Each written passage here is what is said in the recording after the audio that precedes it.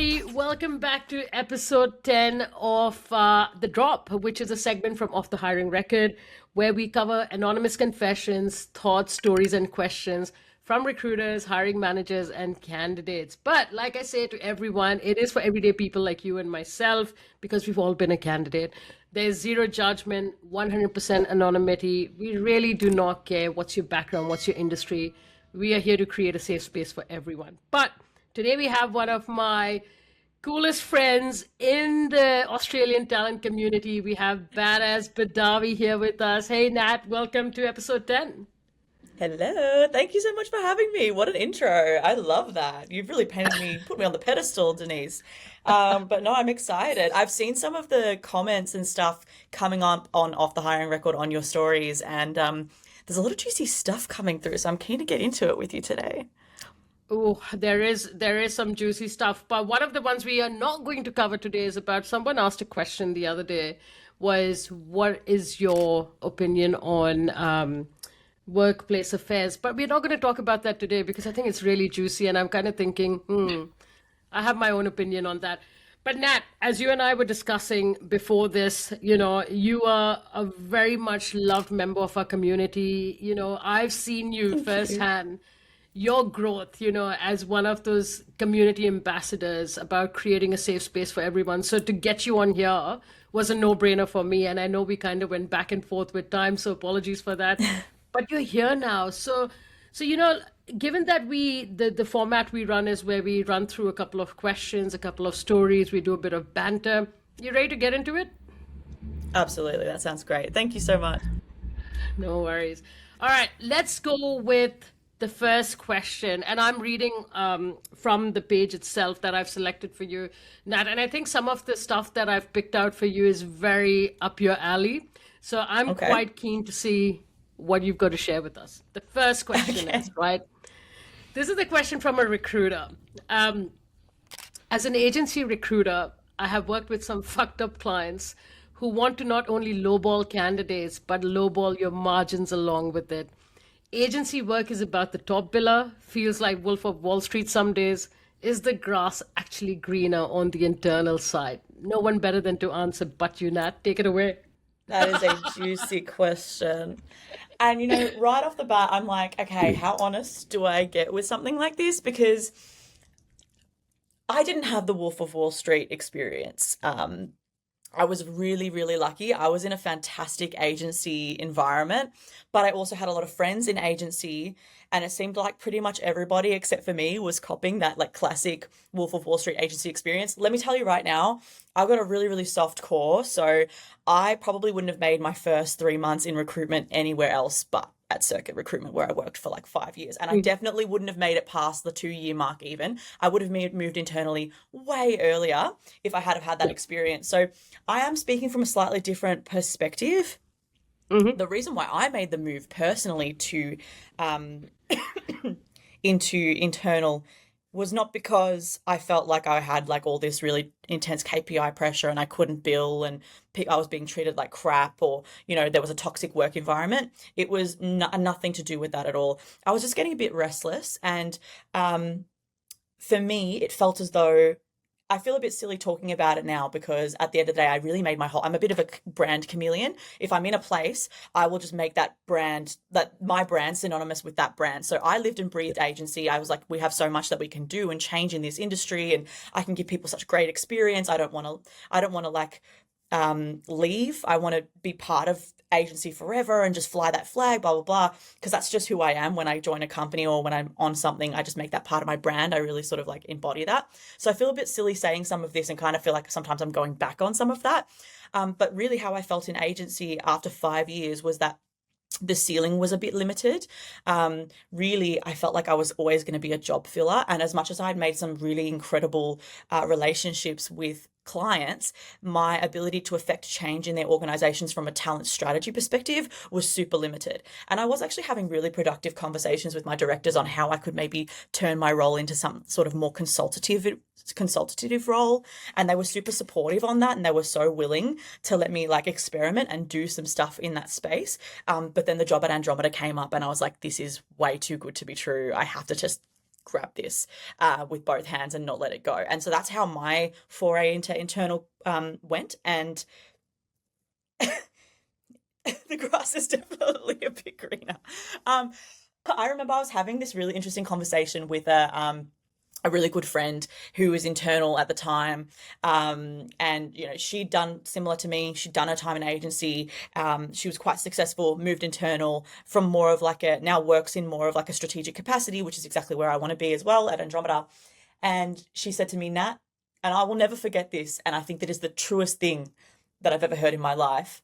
I don't know if this is going to be controversial, but she said, Natalie, you still have your off days in internal. You still get anxious. People still make you anxious. You'll still feel that anxiety that you feel when something's going wrong. She goes, but nothing compares to the sick feeling like you're going to throw up when you're in agency and something goes wrong.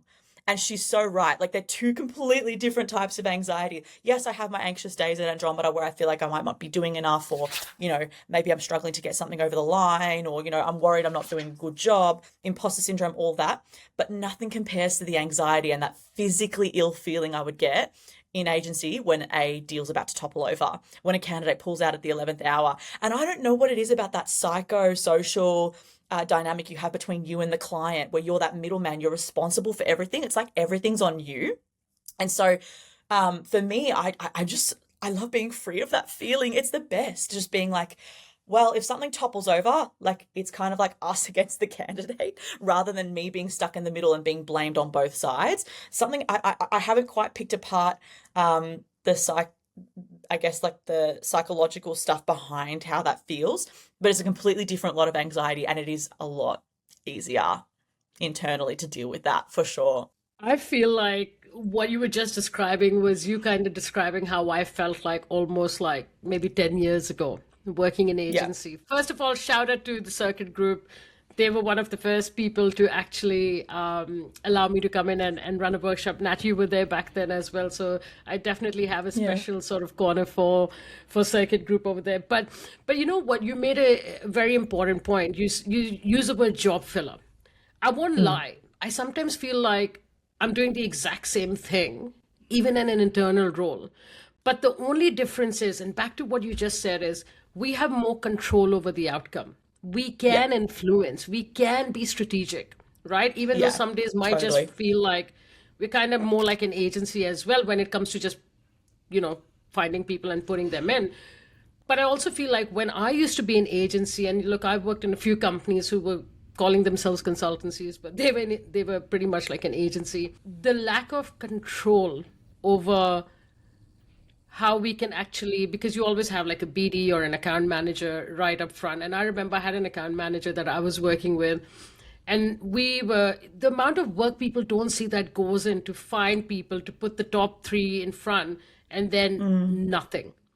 And I Yeah. started to get, one of the reasons I moved out of agency was I started to get really frustrated that my account managers were not ready to push the client because they didn't want to lose the client, but they were Yeah. okay for candidate experience to suffer in the back end Yeah. because it was all about keeping the client happy. I didn't like that. Yeah. When the client I remember, pays you, it's almost like you've got the golden handcuffs on and you have to do what they say. And so you're stuck in yeah, this space of like, all right, well, it's whatever the client says yeah, goes. Whereas I am like, I guess the stakeholders I deal with in our business are technically like my clients, but we're both on the same side. It's not about money or whether or not they pay me. It's about the correct. outcome for the business. So if I can convince them that making that hire is the right outcome, or not making that hire is the right outcome for whatever reason, they listen. But Mm, coming back to something you said about like being internal, you can still feel like an order taker, because you definitely still can feel like an order taker in internal. It's massive. Like, it's got a lot to do with the environment. And one of my biggest mm, motivators working for a startup was that I knew that I was going to be working on a fresh slate. I'm the first talent acquisition professional they've hired. So I know that I was coming into this scenario being like, I get to control everything from A to B. And I correct. guess my personality type is anxious. So I am a control freak. And so I think you might have actually helped me contextualize in my own head why that feeling of anxiety really is so intense in an agency environment. It's because I have no control over anything. But it was a really, really great exercise for me.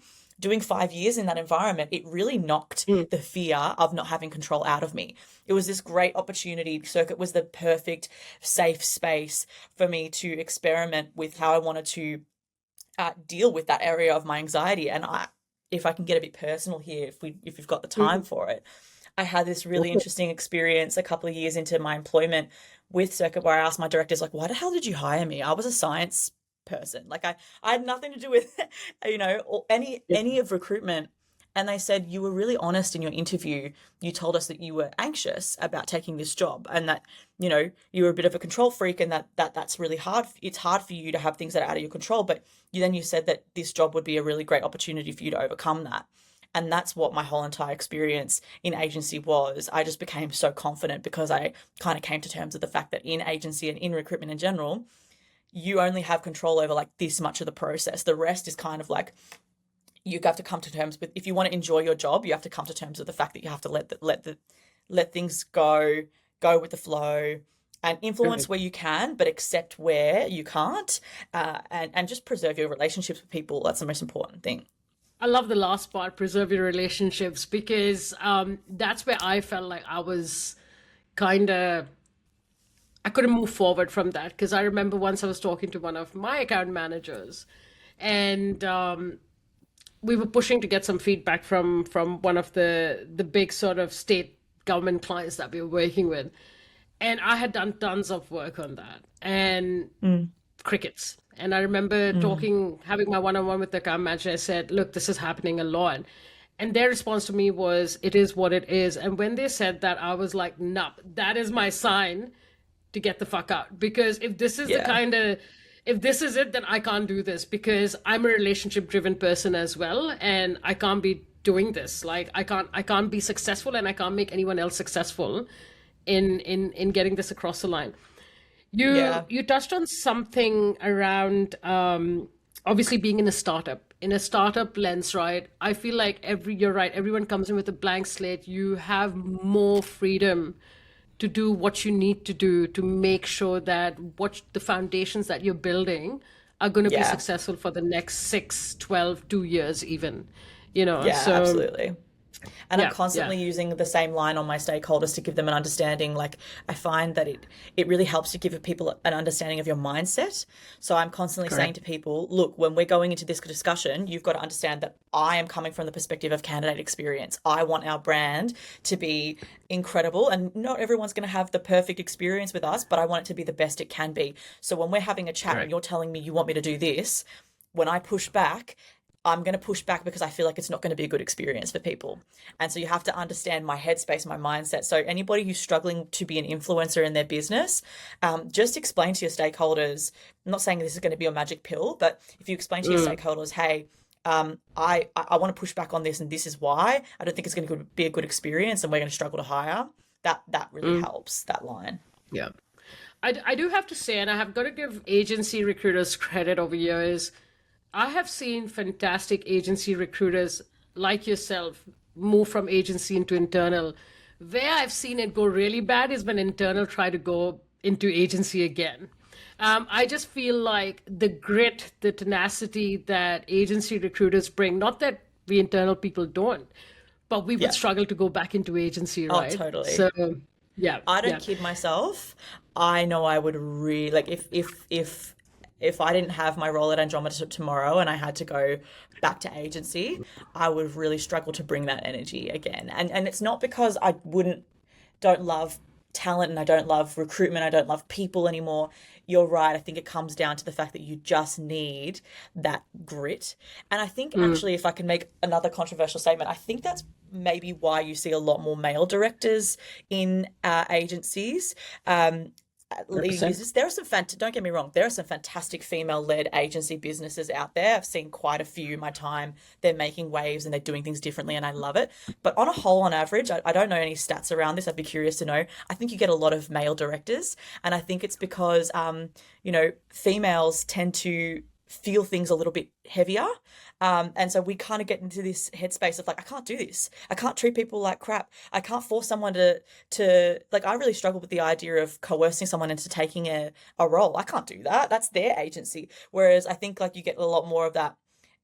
There's a sort of stigma, like that Wolf of Wall Street is the quote that this person has put out there. That's a bunch of men in a room being like, woo, deals, money, sales. And it's like, we just, I didn't resonate with that. And so, I would really struggle to get back into that mindset if I had to go back to an agency for sure. I don't kid myself for a second to think that I would be a top biller if I ever went back. I wasn't a top biller when I left. Let's just say that either. I wasn't a top biller when I left.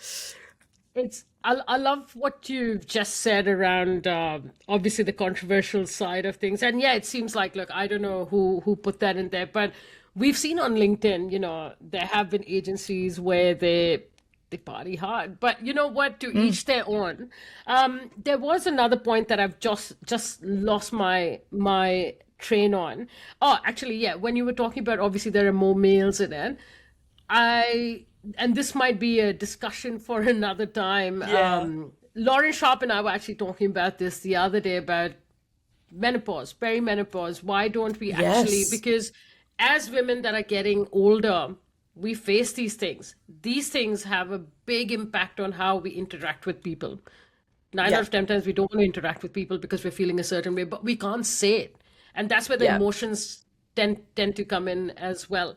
All right, Nat, let's move on to the next one. Yeah.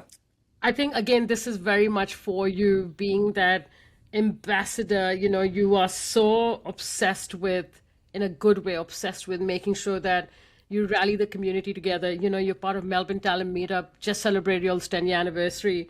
So someone has said this. This is actually the second time I've had a theme of this sort of thought or a confession someone shared. So I'm going to share this with you. Someone said, Okay. I've been a recruiter for 15 years, and this is a hard one to admit. I've stayed quiet while gossip and backstabbing played out inside our own community. So I'm assuming it's recruitment community because they've mentioned they're a recruiter. I didn't always call that out. I saw the smiles, then the quiet sabotage. There are people who cheer you and mean it. I know who they are and I choose them. I've also learned some applause is hollow and some support fades the moment you turn your back. It's uncomfortable to say, but it's real. I'd love to get your thoughts on this, Nat. Wow, that is just as crazy. You know what's interesting about this? So I did a really, really fantastic community builder course before I left circuit. I was really lucky enough to be supported on that journey by my directors, Din and Ian. But they let me do this course and comped for some of it.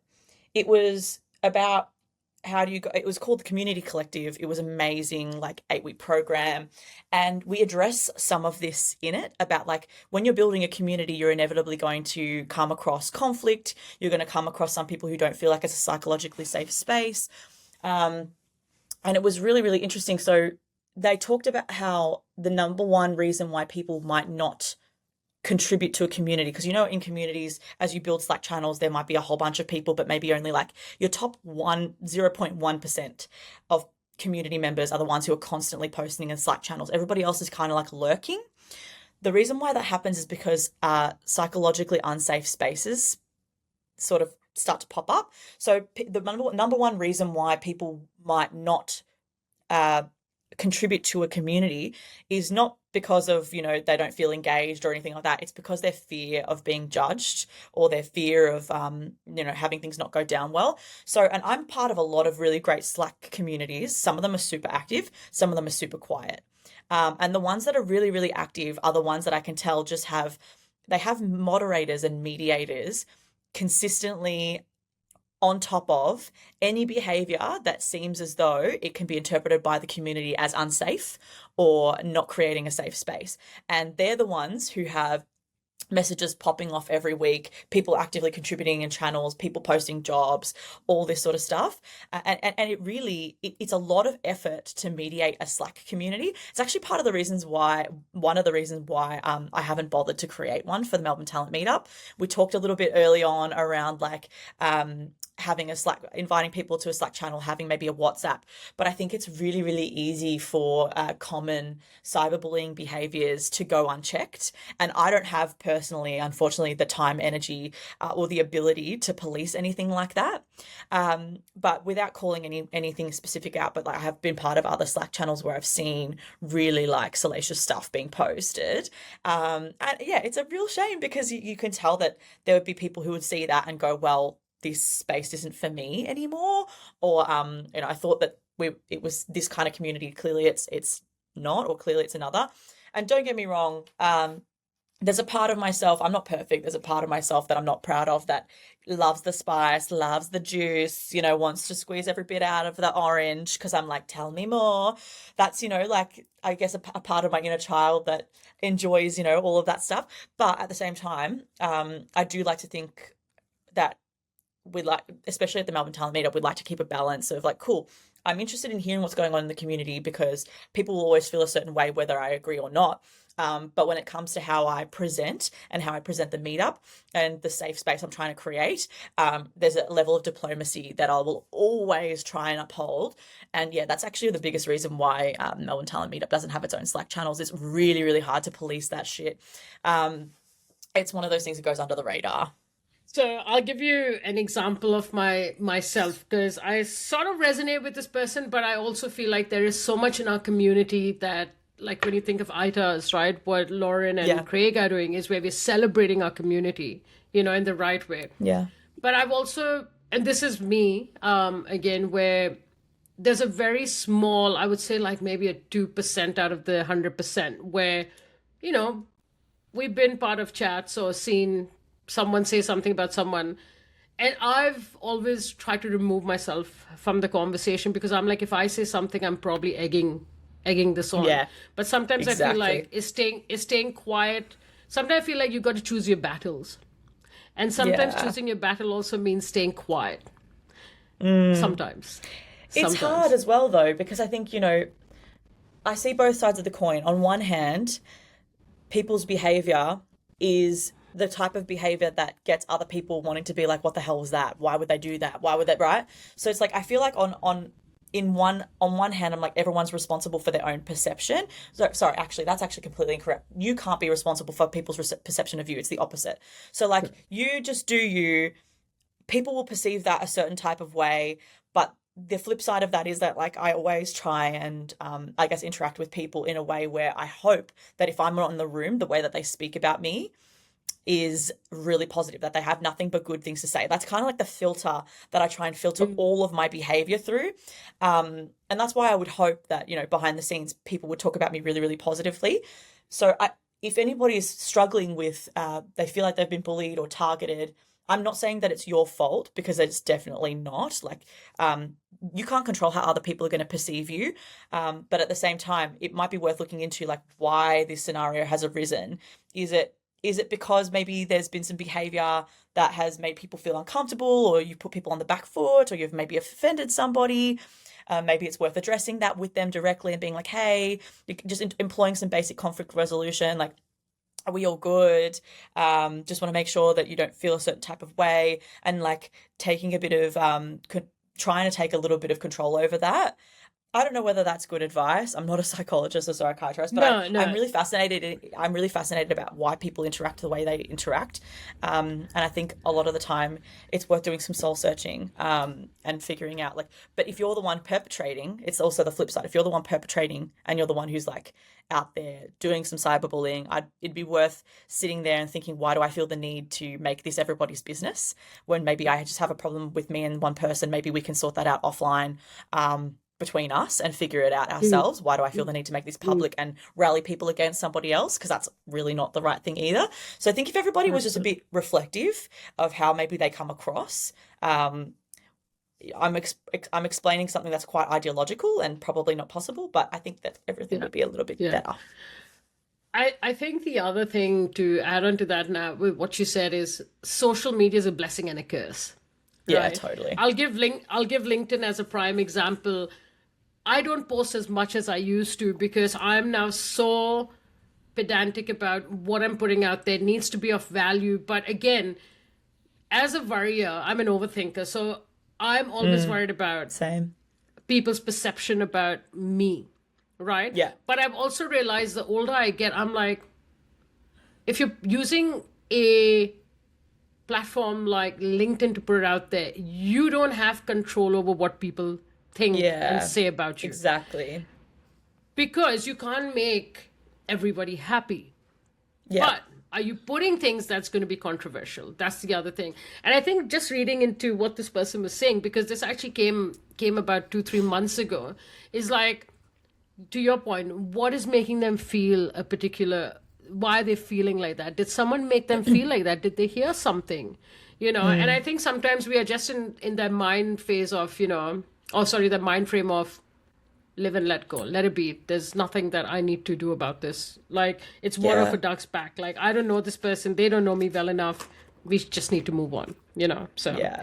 yeah. And you'll notice when it comes to posting on LinkedIn, like I keep everything fact-based. I will never ever post an opinion on LinkedIn. I just won't, because you invite people. I just know that you will invite other people's opinions, and they're almost always going to be differing from yours.